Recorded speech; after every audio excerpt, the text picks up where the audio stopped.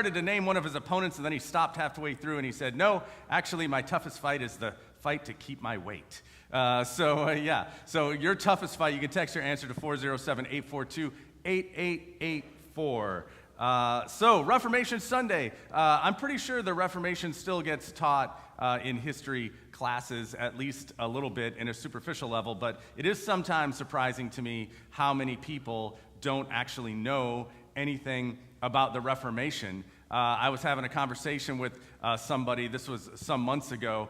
They knew I was a pastor, and they were asking about the church, and they asked what kind of church it was, and I said, it's a Lutheran church, and they didn't know what that was. In fact, they even said, is that Christian? And I was like, yes, it's Christian.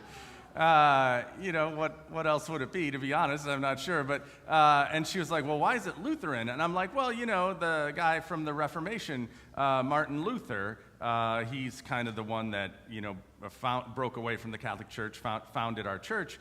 And she starts asking me a few questions. And as she's asking me questions, it becomes quickly apparent to me that she's thinking of Martin Luther King Jr., and I was like, no, not him, the guy he was named after from like the 1500s. If you don't know the story of the Reformation, I'm going to butcher it for you really quickly and shortly. But if you don't know the story of the Reformation, there was a guy named Martin Luther in the mid 1500s.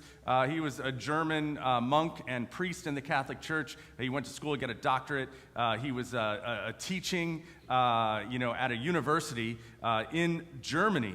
And at the time, the Catholic Church had this practice, and they don't do it anymore, mind you, but at the time, the Catholic Church had this practice of selling indulgences. If you don't know what an indulgence is, it's this thing they had where they believe that when you die, you don't go straight to heaven. And again, this is the Cliff Notes version. You go to a place called purgatory, where you have to continue working off kind of your debt, your penance, from this life. And they came up with, to be honest, kind of a genius idea for raising money, which is they said, hey, we get to decide who's in purgatory and who's not. So if you make a donation, we'll make sure one of your relatives that has passed on gets out of purgatory. And in fact, one of the sellers of these indulgences had a famous slogan that, fortunately, and this isn't a joke, it's true, rhymes in both German and English, right? But he had this slogan that was, when a coin in the coffer rings, a soul from purgatory springs. Now, Martin Luther knew that this was not right? A corrupt way to raise money, that it was an abuse of the church's power and authority, so he began to speak out against it. In fact, the 95 Theses, maybe you've heard of that, was mostly about that topic of selling indulgences. But along the way, as he began to study more and dig into this, and dig into Scripture, what he ultimately ended up discovering in the words of God, the idea that we now call salvation by faith alone. The idea that we are saved by faith as a free gift given out of God's grace, that we do not have to do anything to earn it or work for it, and that is what really began to change things. So we're going to talk a little bit about that today, that idea of salvation by faith alone. But Hannah, did we get some answers, some tough fights people have been in? Yeah, we got a couple here. Someone said to survive and thrive when I was a single mom. I can't even imagine how hard that is. Yeah. And then someone said my toughest fight is against myself. Own tendencies to be sarcastic and rude. That is tough sometimes. Yeah. I kind of agree with my toughest fight is against myself and maintaining my health. Yeah. Sometimes when I work here, so I packed a salad for lunch, but Chick-fil-A's right across the street, so I have to work every day to make good choices for myself. Yeah. I love working here. The other day, it's funny though that is that idea of fighting against yourself a little bit, right?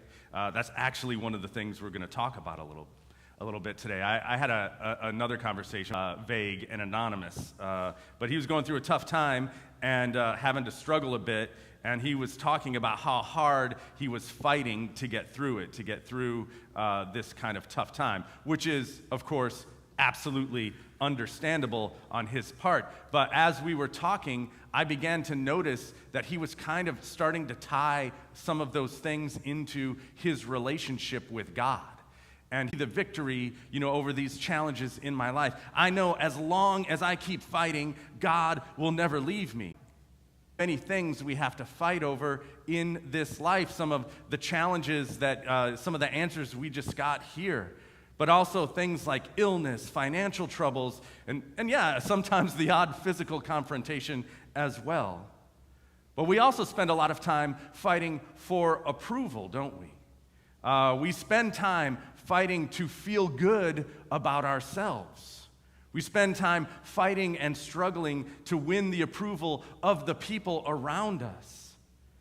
Sometimes we even find ourselves fighting to win the approval of God Himself, because we feel like if we could just get that approval, if we could just feel like God loved us, right, then finally we could begin to feel good about ourselves.